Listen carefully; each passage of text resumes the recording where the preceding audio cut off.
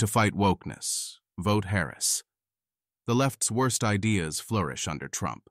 Jeff Maurer. September 4th, 2024. Today's post is from Jeff Maurer.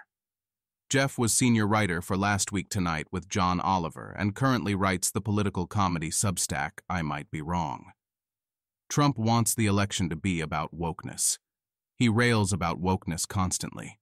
It's in his speeches even more than Hannibal Lecter, feckless whinging about the Biden-Harris switch, or the age-old question, would you rather be eaten by a shark or electrocuted by a boat? Fox News covers wokeness more than the Golf Channel covers golf, and there are endless social media accounts dedicated to finding the wokest freak in America and making him a star. The message from the right is clear. To stop wokeness, vote Trump. I'm voting for Harris, but I definitely understand why people are annoyed by wokeness. Even a liberal like me finds wokeness grating. I feel that the only sane reaction to moments of peak wokeness, like the time Gushers solemnly condemned racism, or the time Elmo's dad expounded on the importance of protest, is to think, what the hell is this crap? Wokeness might actually be worst for normie liberals, because we tend to hang out in highly progressive spaces. In practical terms, a rancher deep in MAGA country is about as affected by wokeness as he is by Komodo dragon attacks.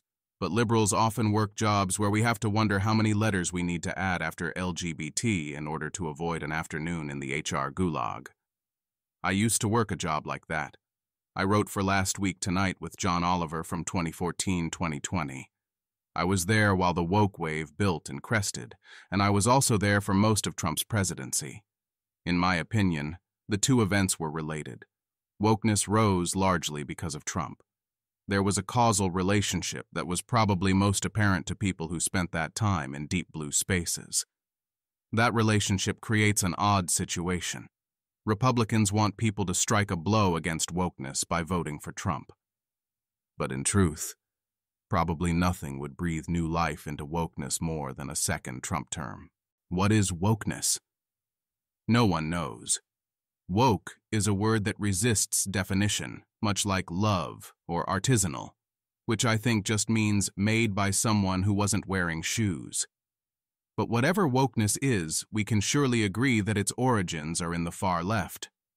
Before the 2010s, we had fewer words for leftist politics because they were a smaller part of the landscape.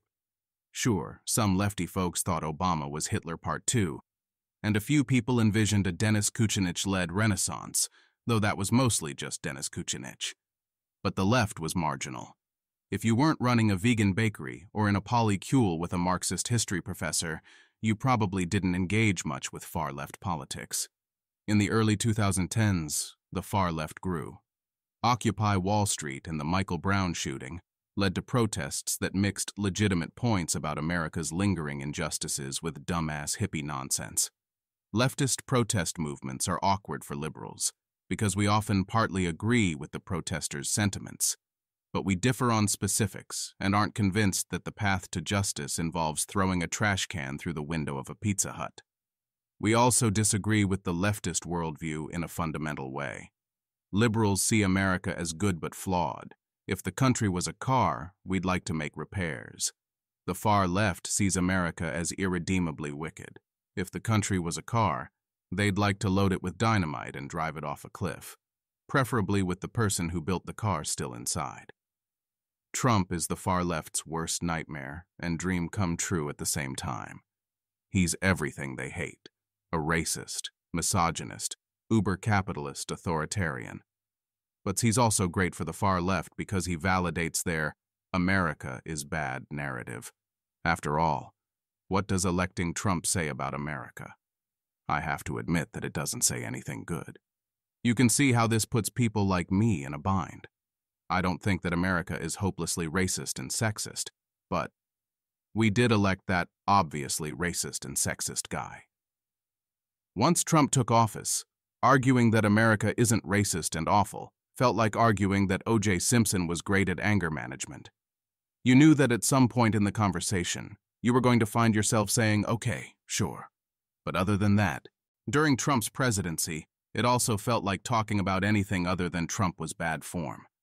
That was largely because Trump was the president.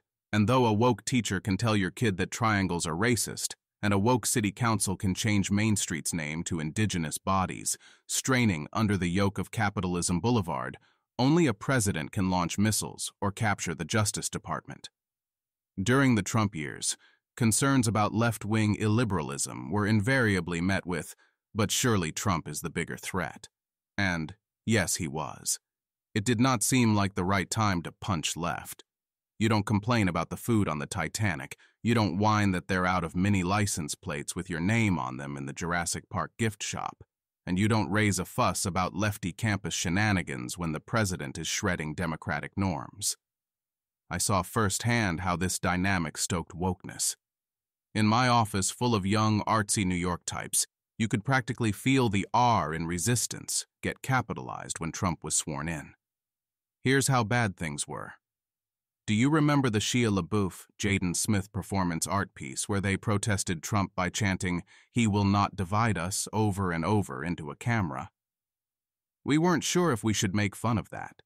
It was Shia LaBeouf and Jaden Smith, so 1.5 movie stars, doing a cringeworthy, self-righteous performance art piece, and we, a group of comedians whose souls had left our bodies years ago, weren't sure if that was worthy of mockery.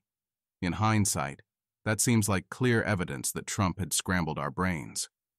Trump gave the far left a sense of purpose and stifled center-left pushback. One incident that I think illustrates that dynamic happened at Last Week Tonight at the height of the Me Too movement. It seemed like the show should do, well, something about Me Too. It was the news of the moment, and all we had done was a short piece on Harvey Weinstein, which was basically just 6 "he jerked off in a plant" jokes followed by a perfunctory conclusion.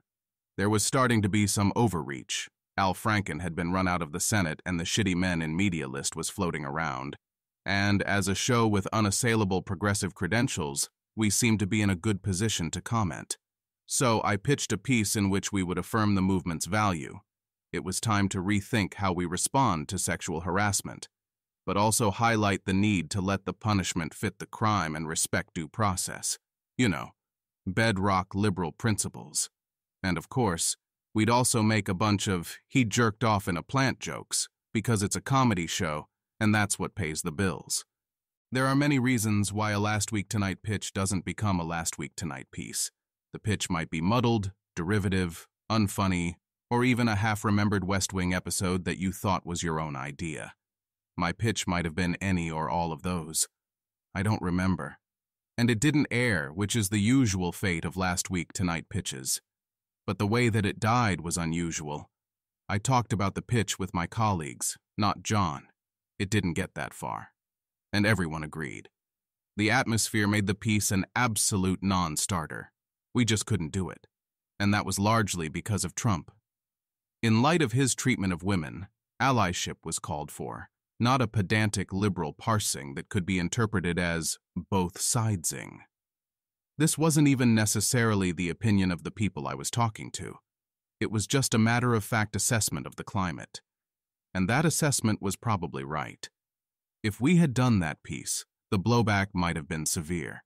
It wasn't worth jeopardizing everyone's jobs to do a somewhat contrarian Me Too piece when a piece about horny space geckos would do at least as well, and probably better. These are the types of decisions that allowed wokeness to surge. Liberals bit our tongues, and that's on us. But we did it in response to the climate Trump created. Trump boosted wokeness by nurturing the far-left narrative about America's awfulness and by sapping the liberal will to criticize far-left ideas. The result was not unlike the koala bear's unlikely conquest of Australia. Ample nourishment and few predators allowed them to thrive despite being one of the most objectively ridiculous species on the planet. It's something close to an indisputable fact that wokeness grew under Trump. And I'm convinced that the surge was not a coincidence. There was a direct causal relationship. I saw that relationship in action, and I hope that it doesn't happen again. My vote for Harris has nothing to do with wokeness. I'm voting for Harris because she does well on big issues like climate change, Ukraine, and not being a flamboyantly ignorant criminal with the impulse control of a toddler. But if I was voting to end wokeness, A Harris vote seems like the obvious way to go.